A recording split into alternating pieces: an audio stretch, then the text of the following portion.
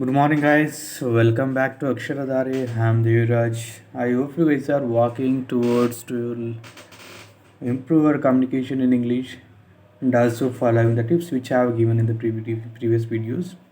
Today is 4th January 2024. So before going to start the today newspaper reading, I would request you guys to please subscribe the channel, like and comment. If you like the video, please share it with your friends. It may be useful for somebody to utilize the opportunities from the Aksharadhara and team. Let's start reading the newspaper, The Hindu. This is the front page. Let's see what's in the front page. Kejriwal skips third summons by ED. Survey points to rise in use of antibiotics. December manufacturing slows to 18-month low. Private banks on a housing loan spree. Rise in number of those taking personal loans. Suraj breathes fire, but Proteas strike back. 103 killed in twin blast at memorial event in Iran. Bombs rip through a crowd in Kerman commemorating slain General Qasim Soleimani on the anniversary of his killing. Kemarai vows has response National Day of Mourning Day today. As a upholds SEBI probe turns the spotlight on Hindenburg conduct. New deadline to process higher PFF pension. Modi launches internet project in Lakshadweep. Israel minister calls for return of settlers to Gaza. Transport workers likely to intensify protest on BNS. Railways tightens RTI norms days after revealing the cost of PMSLP points. Mawa fails to get interim relief from HC over LS ouster. Hemant Soren is CM of Jharkhand, will remain so, ruling coalition MLAs. In show of unity, legislatures repose faith in the Jharkhand Mukti Morcha leader after attending a meeting to discuss political situation in state following summonses by ED in Office of Property Keys. PM presented the Hindu group's coffee table book. Ram Temple to be Bengal BJP's 2024 poll flank. Six schoolgirls jump off a truck to escape a molestation in Gujarat. Chhattisgarh government seeks CBI probe into PSC scam. BJP sets 48-hour deadline for releasing Hindutva activist holds protests in Karnataka. Ram or Ram Mandir doesn't belong to BJP. Uddhav tells Anganwadi workers. Karanpur goes to poll Samid over appointment of BJP candidate as minister in Rajasthan. Haryana waives water dues for rural households. The cabinet decision taken with an eye on assembly election and at a cost of 372.13 crore to exchequer will not cover commercial or industrial consumers. Move will benefit more than 28 lakh residents. SC stays Himachal court harder on IPS officer. Vasant Lakshmi gets a Nritya Kalanidhi award. Periyar Varsity VC booked under SC/ST Act also police. Mahayuti will win 48, 45 of 48 LS seats in Maharashtra. There is no controversy on seat sharing. BJP. Gujarat SC pulls up a government over aid to clean up data sanitation workers. Tamil Nadu to launch a semiconductor and electronic policy at investors meet. Employers get 5 months to process higher pay pension. Excess restraint do not summon government officials at the drop of a hat. SC to SCs. Bench says courts should issue notice first, seeking an explanation for their actions. It calls for judges hearing a case to not belittle authorities who appear in person on the basis of summons. Derogatory remarks from the bench about the official's physical appearance, educational background, or social status should be avoided. Caste discrimination in prisons needs to be addressed, says SC. 50% of cybercrime planes originate in China, pockets of Cambodia and Myanmar. G20 website saw 16 lakh cyber attacks per minute. AP leader found guilty of defamation. CJAC PM to be chief guest at Vibrant Gujarat Summit. Kejriwal skips a third EDA summons AAPC's conspiracy to arrest him. Meghalaya extremist group pulls out of talks blame center. SC order on Adani extraordinarily generous to SEBI, says Congress. Jairam says it's concerning that SEBI has asked for extension after extension, while the media has produced expose after expose. Odds that regulators' limited mandate will not allow probe into governance rule.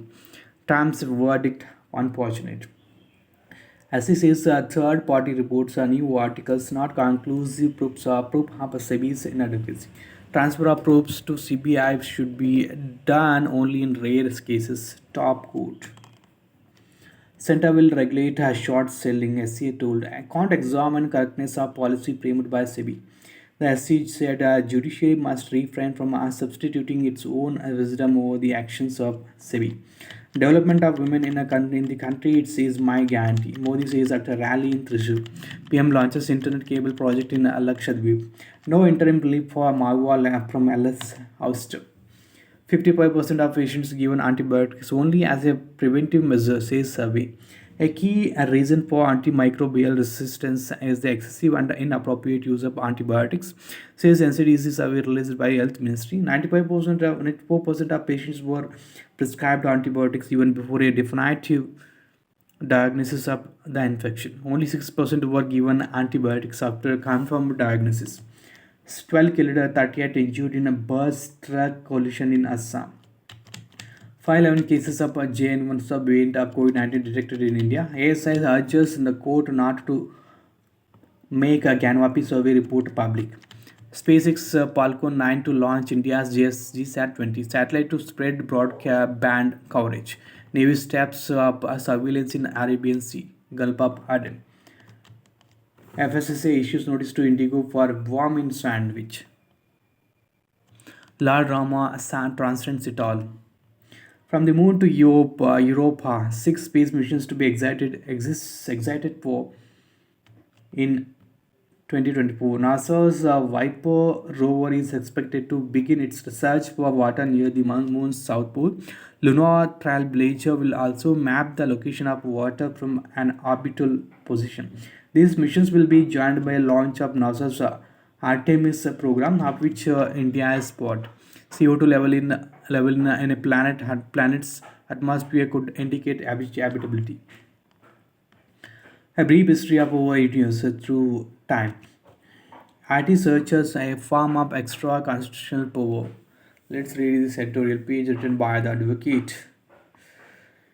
In August 2007, a nine-judge bench of the Supreme Court of India in Justice case Puttashwamy versus Union of India declared to rousing acclaim that the Constitution of India guaranteed to persons a fundamental right to privacy. It was widely believed that the verdict would help usher over civil rights jurisprudence into a new era, where our most cherished liberties are preserved and protected against arbitrary and whimsical governmental accesses. The 6 separate judgments rendered in the case spoke through a common voice. The individual the verdict affirmed would be placed at the heart of our constitutional discourse, and any state action impinging on our privacy, or indeed on any allied right, would be subject to the most piercing of scrutiny. Judicial to exist the executive authority, but much has the ruling infused life into the Constitution's text when it has come to interpreting our statutes. The meaning ascribed to our rights has remained unchanged. The promised culture of justification, grounded in principles such as proportionality, is rarely on show. In its place, permeating the conversation is a culture of judicial difference, where our laws continue to be construed on lines that vest absolute authority in the executive. A notable example of this future is the use of Section 132 of the Income Tax Act 1961, which grants to the taxman untrammeled police power to possibly search persons and their properties and seize goods found during such a search, including money, bullion, and jewelry. While this measure can be undertaken by only where the authorities have, among other things, a reason to believe that a person has failed to disclose his income properly, the purported foundation underlying a search is subject to little safeguards under the statute. Last month, the Gujarat High Court questioned income tax authorities on a raid conducted on a lawyer where he and his family members, according to his counsel, were kept in virtual detention for days together. With the search continuing between the morning of November 3 to the morning of November 7, we do not have to know the full facts here, and we perhaps would not until the culmination of the hearings before the court. But it is scarcely uncommon for actions undertaken through the Income Tax Act to involve detention of individuals' bodies on hand. When these moves are eventually challenged before the courts, there is no prior judicial warrant that the statute prescribes. The invariable result is an premature to the search, with the judiciary yielding to executive wisdom. In its original colonial form, India's income tax law, as framed under a 1922 legislation, did not provide the revenue with a power to search and seize. What was available was only authority that was otherwise granted to civil courts, powers involving discovery, inspection, examination of witnesses, and so forth. In 1947, the Union government sought to rectify these through the enactment of the Taxation on Income Investigation Commission Act, but this law was struck down by the Supreme Court in Suraj Mohatha versus A.B. Vishwanatha Shastri 1954 on the ground that it treated a certain clause of assesses differently from others, thereby violating the guarantee of equal treatment contained in Article 14 of the Constitution, search and seizure and proportionality. When the income tax law was altogether refashioned through the enactment of new legislation in 1961, express powers of search and seizure were vested through Section 132. The provision was assailed before a constitution bench of the Supreme Court in Puran Mall versus Director of Inspection 1973 in upholding the law. The court placed strong reliance on its own judgment in MP Sharma versus Satish Chandra, particularly on the following passage. A power of a search and seizure is any system of jurisprudence and overriding power of the state for the protection of social security, and that power is necessarily regulated by law. When the constitution makers have thought fit not to subject such a regulation to constitutional limitations by recognition of a fundamental right to privacy. Analogous to the American Fourth Amendment, we have no justification to import it into a totally different fundamental right by some process of strained construction. Nor is it legitimate to assume that the constitutional protection under Article 20 of 3 would be defeated by the statutory provisions for searches. On a reading of these, two things stand out. First, immediately following this passage, the judgment in MP Sharma also records the fact that the court was concerned there with searches under the Code of Criminal Procedure, where actions were customarily made under the authority of a magistrate. Searches under the Income Tax Act, on the other hand, require no judicial license. Second, and this is no fault of the judges in Puran Mall, the court's own reading of the law has since changed. Indeed, MP Sharma has been formally overruled. As Puttashwamy points out, the judges in MP Sharma did not have the benefit of the various interpretive devices that have since become. In Justice S.A. Bobde's words, indispensable tools in the court's approach to adjudicating constitutional cases. The different rights guaranteed in the Constitution are no longer meant to be seen as occupying separate silos. Thus, the right to privacy is intrinsic to the right to personal liberty that Article 21 guarantees. Today, should the judgment in Puttaswamy be read properly, the state's power to search and seize cannot be viewed as a simple tool of social security. It would represent instead a rule that is subjected to the doctrine of proportionality, that is, for it to remain lawful, its use must be intended for a legitimate aim. The measure has adopted must be rationally connected to its objective. No alternative and less intrusive means must be available to attain the same purpose, and a balance must be struck between the means chosen and the right that is violated. A bare reading of Section 132 of the Income Tax Act suggests a breach of this principle, although the provision has since not been formally challenged. When the manner of its application came up for discussion in 2022, in principle, Director of Income Tax Investigation R and Wallace versus Aljiboy Kanjiboy Mandalia. The court paid no heed to its ruling in Puttaswamy. A two-judge bench found there that the permission of an opinion as necessitating a search was not a judicial or quasi-judicial function but was only administrative in character.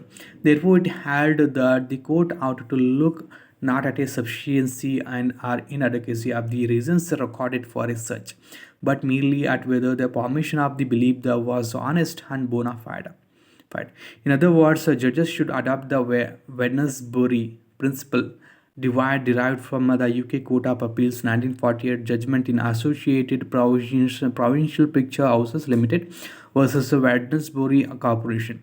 This requires the court to review whether a measure is so outrageous in its defiance of logic or of accepted moral standards that no sensible person who had applied his mind to the question to be decided could have arrived at it, and ask nothing more. Post Puttaswamy, there ought to be no place for the Wednesbury rule, especially when fundamental rights are at stake. Our constitutional canon demands more. It requires any executive action to conform to statutory law in the strictest sense possible.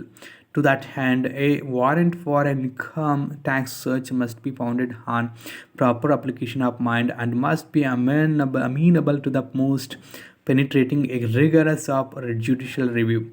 Any other interpretation would only bestow on the executive a form of extra constitutional power, risking enormous public mischief. Striking fear. Let's go to the next article. The blood management system needs a fresh infusion. Let's read this article. The COVID 19 pandemic magnified the inequities in public health across the globe.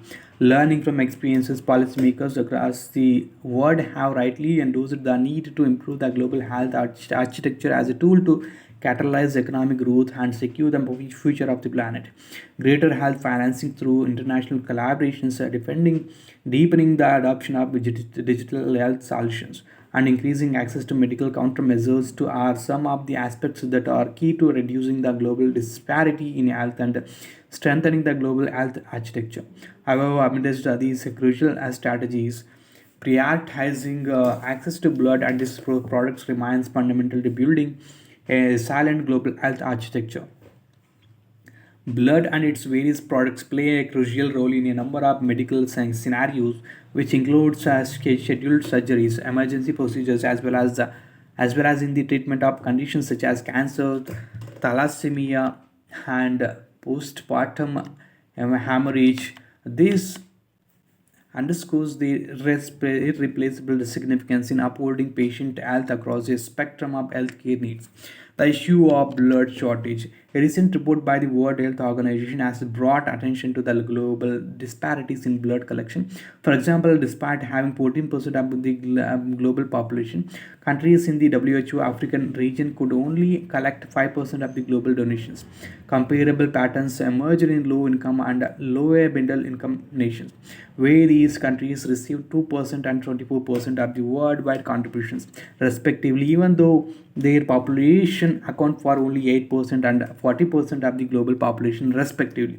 Similarly, while India has improved its blood management ecosystem, the country still faces a perennial shortage of blood units, impacting critical healthcare services. Calibrating according to WHO standards for self sufficiency, India collected around 1.27 crore blood units and faced a shortage of over 6 lakh units in 2019 to 20. Such shortages can have serious implications on the functioning of the healthcare system and, if addressed promptly, can significantly contribute to saving lives. For example, according to a study by Savitri Bai Phule University, an automobile accident victim needs up to 50 units of blood. In 2019 to 20, the shortage was significant enough to put approximately 12,000 accident victims' lives at risk. Moreover, this deficit could impact 1 lakh heart surgeries and approximately 30,000 bone marrow plant transplants. Advantages of a hub and spoke model. Inequities in access to safe and sustainable blood can be mitigated through the establishment of robust public private partnerships. Collaborations between leading industry players hold immense potential in introducing innovative models for blood collection and distribution, effectively addressing numerous existing challenges. The hub and spoke model is one such innovative method where high volume blood banks acts as a hub for small blood centers. This model can be particularly relevant for resource or constrained settings in low and middle income countries, as it can address critical gaps in blood availability and distribution, thereby enhancing the accessibility and availability of blood and its products. Further, as the shelf life of blood and its products is short, a hub and spoke model would help in optimizing their utilization by the smaller blood centers. This innovative approach streamlines the distribution, ensuring that these vital resources reach their maximum potential while reducing losses from expiration. According to the data points tabled in Parliament over the course of 3 years, from 2014-15 to 2016-17, a surplus of 30 lakh blood units and related products were discarded. The primary reasons were expiration from not being used, degradation during a short storage, and the presence of infections such as human immunodeficiency virus and syphilis. Moreover, the implementation of a hub and spoke model can also improve the accessibility to safe blood and its products in community health centers and smaller sub-district hospitals, especially in geographically challenging topographies dispel the myths around blood donations. Another aspect of the blood management system that perpetuates the inequities associated with it is the propagation of myths and misinformation around voluntary blood donation. Many people still refrain from donating blood voluntarily because of the fear of infections, damaging their immunity, or simply because they assume it to be a time consuming process. These misconceptions can be dispelled through targeted awareness initiatives. While the government and its agencies have tried to improve awareness through regular campaigns, the private sector can work closely with the government to launch dedicated awareness campaigns aimed at the grassroots. Such campaigns can leverage the power of social media and deploy innovative tools such as multilingual comics to reiterate the need and benefits of regular and voluntary blood donation. These creative strategies can be effective in engaging diverse audiences and fostering a culture of informed and voluntary blood donation. As we leave the COVID 19 pandemic behind us and align the global developmental roadmap for an equitable and sustainable future, the health paradigm must be prepared accordingly, along with other modifications in the health paradigm. Since blood and its products are central to modern medicine, political leaders and the policymakers must continue to take steps to strengthen the blood management ecosystem.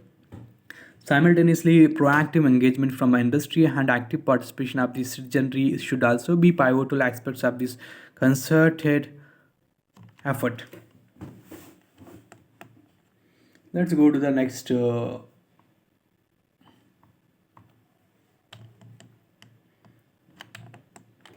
to Netanyahu. Israel's government should hand the war, not focus on judicial overall. The dispute on India's debate burden. ULFA fact and on accordance of safeguards, the IT deal may have more to offer for the BJP agenda than for peace plans. Private banks on a housing loan spree. As of now, 99% of housing loan recipients have paid their dues on time. Text and context. This is the number of cancer deaths registered in India in 2019, 9.3 in lakh. The cadets to take part in NCC Republic Day camp in 2024, 2274 cadets. Wow. Responses to public notice and Sunehiri Masjid removal, 25,000. The surveillance activities carried out by DGCA in 2023, 5,745. The US government's national debate hits a record high. Understanding the peace pact with ULFA. Why is upskilling necessary for the rural youth. How can youth in rural India be made employment ready? What are the skills they need to acquire, and how can the government and NGOs facilitate this? The portrait of an insurgent movement of the rise and decline of ULFA. Writers trace the reasons and political circumstances for the growth of the United Liberation Front of Assam and why it weakened over the years. While a new peace agreement holds our hope, and not all factions are on board yet. Know your English. Here's a which has some major records created by Indian spokespersons in 2023. US sanctions Russia's largest diamond producer, Alrosa.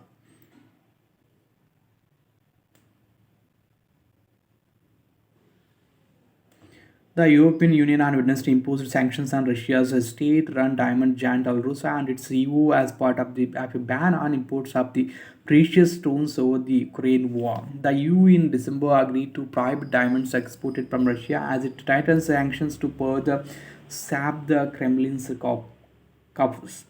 WHO chief and deplores strikes on Red Crescent headquarters in Gaza. Rescuers search for survivors after a powerful quake leaves 73 dead. Imran charged with the contempt of electoral watchdog, says lawyer. Israel ready for any scenario after it kills Hamas leader. Israel Minister Ben Gvir calls for return of settlers to Gaza. Explosions are reported near a ship in Bab el Mandeb. Harvard's president resigns after row over plagiarism. Trump promises to begin largest domestic deportation operation. Investigators probe conflicting reports on fiery Tokyo plane crash.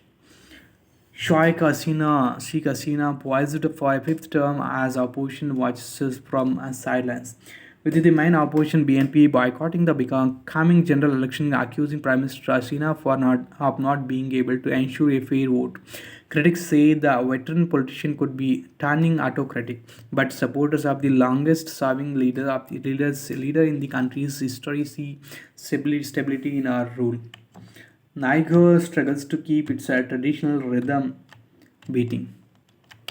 Ukraine aims at Russian borders seeking to stir up discontent amid the war. Saleh al Haruri, the mastermind behind Hamas military capabilities. December manufacturing slows to 18-month low, PMI surveys shows. Bajaj Auto to concede her share buyback proposal next week. Dr. Reddy's lab buys a US-based Amris Menolab portfolio. India ratings raises GDP forecast to 6.7%. Adani Group's stocks climb on massive verdict. SBI mops up $1 billion was overseas to cater to ESG financing market. Burman's SEC probe into allotment of 8% RFL stake to Saluja. Farm oil imports hit 4-month high in December. Unfazed by overvalued tag given to Indian equities, says Mark Mobius. IPO fundraising drops 70% to 50,000 crore in 2023. Xiaomi Han growth path after missteps. Maximizing the impact of your giving. Why a dedicated trust is critical. More and more business owners today are creating distinct trust. A critical first step is in making sure charitable initiatives are managed as efficiently as possible and have a long-lasting positive impact on the world. The trust can exclusively carry out the vision of the donor without any issues.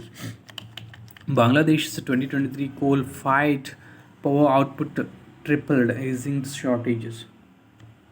China's top banks are scheduled to tighten exposure to curb credit risk. South Africa's 55 is any team's lowest test score against India. Siraj has second best spell before lunch on day one of a men's test.